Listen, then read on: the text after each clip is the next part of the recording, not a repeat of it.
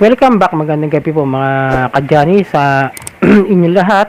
At ito po ang inyong lingkod, Kadyani Dep, usapang utang, usapang ulam. Napakahalaga po ng mga sasabihin ko po sa inyo ngayon. Ito po yung mga gusto kong tinatalakay na mga usapin tungkol sa mga, kung sakali masampahan nga tayo ng mga kaso ng mga lending companies, na mga loan sharks. Ito po kasi po, papaliwanag ko po sa inyo na meron pong Supreme Court tawag doon, something basta yung decision ng Supreme Court na sinang-ayunan doon sa Regional Trial Court. Ito yung mga gusto kong pag-usapan. Pero bago ang lahat, kung newbies po kayo, please paki-subscribe na lang po. Tapos sa mga legit at loyal subscribers ko po, marami pong salamat sa pagtangkilik at pagsuporta sa aking channel. At paki-hit na po yung thumbs up sign, tapos share na po yung videos natin. At paki-hit nyo yung notification bell para lagi pong updated sa mga videos na ginagawa ko rito about sa mga usapang online lending at sa mga usapang utang. So yun, mga kadyani, meron akong nahalukay na kung saan ay mas sinasang-ayunan talaga ng korte ang mga borrower na hindi mga borrower na nalalabag yung kanilang karapatan doon sa mga tataas na interest. Ito tulad po nitong galing po ito sa Supreme Court, sinang-ayunan po ito ng Supreme Court doon sa Regional Trial Court. Medyo nawawala ako. Pasensya na po. Kasi medyo mahaba po kasi ito. Siguro ilagay ko nila sa description yung link kung saan nyo mababasa ng buo yung usapin na ito na galing sa korte po mismo, yung naging hatol ng Supreme Court. At saka isa pa mga kadyani, etong na to is galing sa, nawala. Saan na ba yun?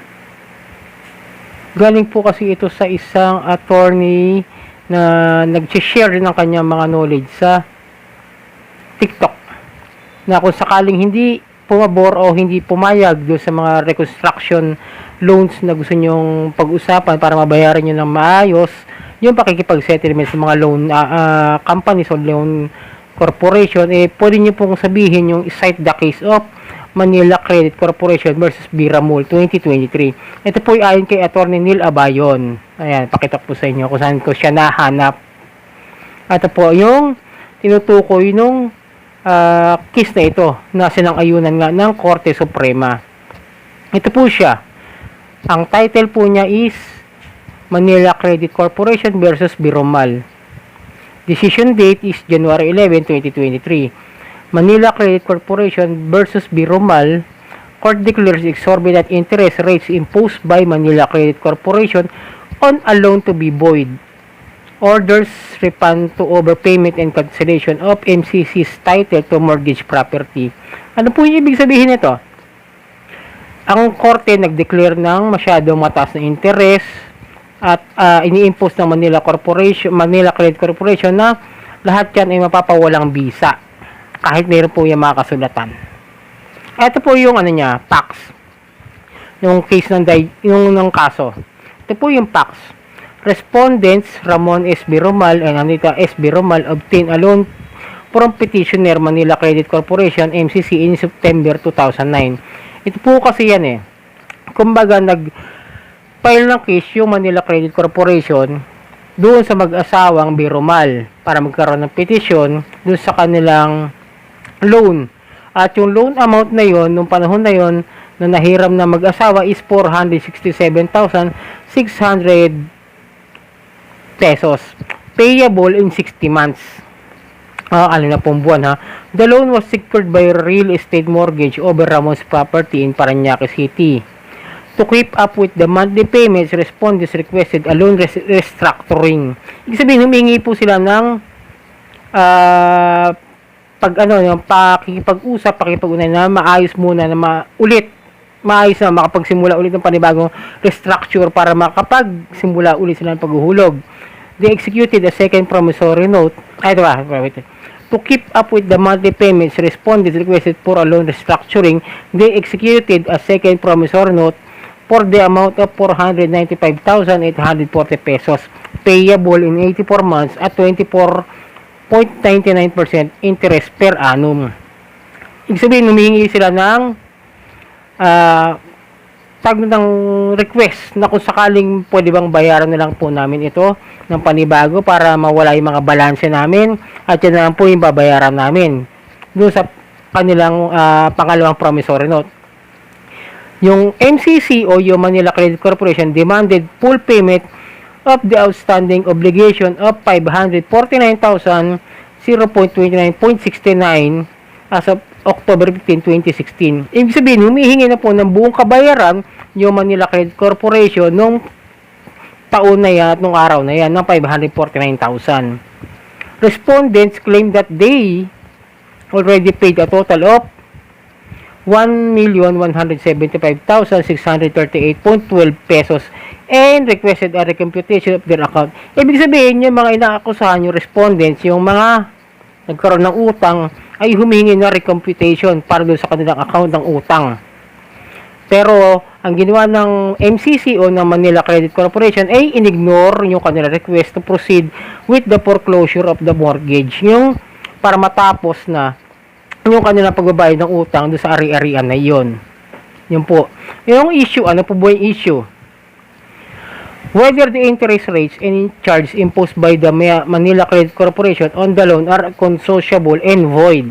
Ibig sabihin, hindi po yan makatao at hindi po yan valid. Ibig sabihin, hindi po yan dapat na nasusunod. Ngayon, ito ba yung ruling ng Supreme Court? The Supreme Court ruled in favor of the respondents.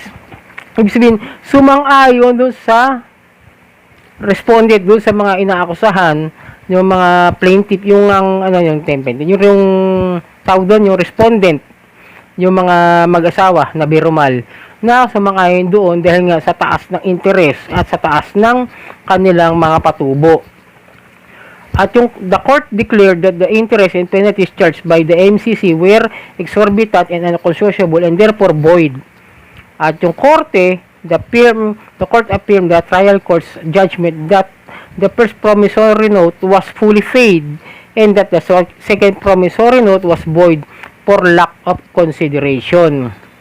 Ibig sabihin nun, yung korte mismo nagbigay na ng saan ba yan? Wala, bigla ako Yung wala silang yung first promissory note was fully paid. Bayad na po sa unang promissory note pa lang yon. Yung second promissory note ay wala na pong validation at wala na sa konsiderasyon na dapat sundin pa. Kasi nga, parang pinalalabas po ng MCC na dapat bayaran pa rin yung pangalawang promissory note para kasi ang akala ng mag-asawa ay yun yung mga balanse na dapat pa nilang bayaran doon sa second promissory note para matapos na yung utang nila. At ito pa yung ruling ng korte. The court ordered MCC o Manila Credit Corporation to refund the overpayment made by the respondents and to cancel its title to the mortgage property. Inuutusan rin po ng korte yung Manila Credit Corporation na ibalik lahat ng mga sobrang binayad nila doon sa mag-asawa na ibinayad ng mag-asawa nila, sobra-sobra na pala. Kaya ito, ratio. The court held that parties to a contract are allowed to establish stipulations, clauses, terms, and conditions as they may deem convenient. Ibig po sabihin yun, ito lang linawin ko lang ng konti. Bigyan ko lang kayo ng konting advice sa mga ganitong klase ng mga loan sharks. Ito po kasi ibang usapan to kasi lupa pinag-uusapan dito. Pero pwede pa rin ipasok kung sakasakali magpapile ng kaso ang mga online lending apps, lalo na mga loan sharks, kung papasukin nila magsampa ng kaso. Ito kasi yung pinopoint nila is, kapag ang isang usapin o yung isang written agreement na pinagsang-ayunan ng dalawang partido ay sinang-ayunan naman, di ba? Pero lumalabag pa rin doon sa ating civil code na 6% per annum, ay susundin pa rin syempre ng korte o ng husgado o ng judge yun nasa batas. Kaya nga, kung sakasakali magpapile nga ng mga online lending apps ng kaso sa atin, is parang lalabas lang na ibabalik lang natin yung mga naibaya na ay ating mga nahiram at bigyan lang sila siguro ng kaunting interest na 6% per annum. Yun po ang susundin ng korte at susundin ng mga judge. Kaya yun po ay magiging hatol.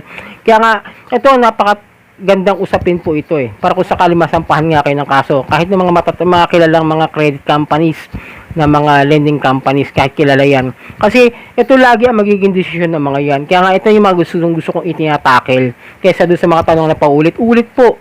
Kaya payo ko lang sa inyo, no? Huwag kayo natatakot sa mga kaso. Pinayo nga sa amin nung attorney nung nasa PNP kami nung last year, mas maganda pa nga idemanda kayo. Mas maganda pa nga kasuhan kayo para magkaalaman na kung ano yung tamang interest rates na dapat ipinapataw ng mga illegal interest rate ng mga online lending apps na yan, mga kadyani. Ito, sinishare ko lang po sa inyo para magkaroon kayo ng ideya kung sakali masampahan nga ng kaso, meron na pong declaration na hindi binuboid ng Korte Suprema yung mga sobra-sobrang papatong na mga patubo at mga interest na ibinibigay nila at pinapataw nila sa mga nagkakautang sa mga lending companies o sa mga lending apps companies, di ba? Yun po ang gusto kong mga pinag-uusapan kasi paulit-ulit na nga yung tanong di ba? Minsan may magento, paulit-ulit. Napansin ko nga diba? Sobrang stress. Naiintindihan ko naman yung sobrang stress ninyo. Pero ito yung mas dapat nyo tinututukan ng pansin kaysa sa paulit-ulit na tanong. Kung kayo ba, pag nasampahan ng kaso, mananalo ba kayo? Meron kayong pag-asa at meron kayong karapatan at na manalo. Dahil nga sa sobrang taas ng interest na ipinapataw ng mga yan, tulad ng mga 50% interest rate sa isang buwan. Ito nga, ilan pa lang 36%. Diba? Mas na ba yun? In 84 months, 24.99% per annum. 84 months pa yun. Ito nga mga online lending, magkano magpataw ng interest yan, ng mga penalties yan. 50% per month. Di ba? Mas malaki ang panalo natin kaysa doon sa mga laban nila kung magsasampa sila ng kaso. Kaya nga mas maganda yung ganito mga tinatakil kaysa sa paulit-ulit nating tanong na mga OLA victims. Panapayo ko sa inyo, mag-aral tayo ng tungkol sa mga batas tulad nito. Kaya kung gusto nyo, i-share ko po yung link sa description para mabasa nyo ng buo. Kasi ito po, kinuha ko lang yung konteksto ng kasong ito para ma-share ko sa inyo, para magkaroon naman kayo ng ideya, para pag nagsampa sa inyo ng kaso ng mga lending companies, meron kayong isa-cite sa mga abogado nila na sasabihin na humihingi sila naman siyempre ng payo na legal advice doon sa mga nila. Ipasite nyo doon sa mga lending companies na yan kung tama ba yung mga interest rates na binibigay nila sa inyo. So yan mga kadyani, ito yung lingkod kadyani ng Janitor TV. Ito ang Johnny Depp, usapang utang, usapang ola.